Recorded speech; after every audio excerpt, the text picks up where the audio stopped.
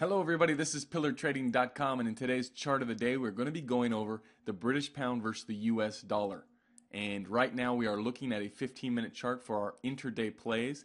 A little bit later on we're going to be going over exactly what's happening on the long term in this chart so we know where the big players are, where the people are sitting on the sidelines waiting to get into this market, to the upside, to the downside, all that information. Before we get started, just a reminder, stop by the website www.pillartrading.com for all the information on not only this chart but a host of others, including the euro, the yen, the Aussie dollar, and the British pound. So get to the website, post comments, post questions. We try to get to those as soon as we can.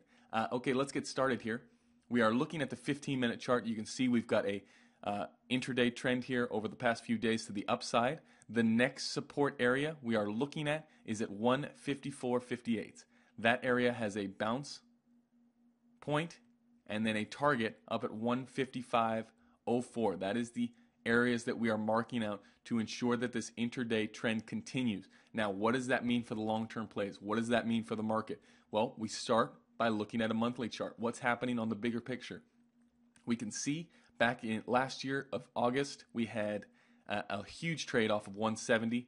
That was the trade of the euro. We've since moved down, respected that level. That has a target down at 120. So an absolutely huge move playing out on the pound. But that being said, if we take this down a notch, if we take it down to the weekly chart, we can see that there has been a little bit of indecisiveness in this market, indecision in the traders. We've seen a short, which should have been a continuation of the trend, break down. And what that means is we've had stops get hit in this market. So if we take a move from highs, swing highs to swing lows down here at 142, that should have given us a resistance area up here in the 155 area. That level broke down. Okay, we had stops get hit on those midterm trades. That means those people are out of the market. They're now looking to re-enter. The question is, are they going to be on the sidelines, or are they going to re-enter to the long side or to the short side? And if they're going to re-enter, where are they going to do that at? That's where we want to identify where institutional money is going to be getting into this thing. That's the important part of this trade. Now, if we go down to the daily level, a few of these levels start to become obvious. The first one, after this huge rally that we've had, okay, since the start of the summer, off of this rally, we've now seen a pullback. We can identify the peak. The peak up here of this rally was at 160 evens. That gives us a pullback area, and our first test of this market, our first test of this rally is going to be at 151.25, 151 evens, okay? That is where the people who are currently on the sidelines who got stopped out of those shorts are going to be looking to re-enter the market. Now, how are we going to go about getting down there? What's the process going to be? Well, as you can see, off of this sell-off right now, with price turning around at 153.24, that gives us our first resistance area or intraday short area up at 156.70s. 156.70s. Now, that 15-minute chart is lining us up to have a continued upward movement. So the first opportunity for those shorts to get into the market at a legitimate technical level is going to be that 156.70. That move has a target down at 151.75, leading us directly back into that midterm play. So now we've got a couple of different levels setting up here. We know the long term is to the downside.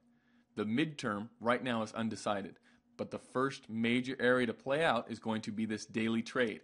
Should that level trade and we see a significant bounce off of that level, that would indicate to us, if we go back to a weekly chart, a bounce at this level would indicate that this target is going to be filled up here at 164, which leads us back into highs and that resistance area at 169.40. Okay, you're going to see a vacuum of orders up here, and it's going to be a very fast rally if we get a bounce at that level. Now, to do that, we'd have to get a bounce at our support area. Then we'd have to break these swing highs, that double top high area. This is where you would see the vacuum of orders happen and the very rapid movement to the upside.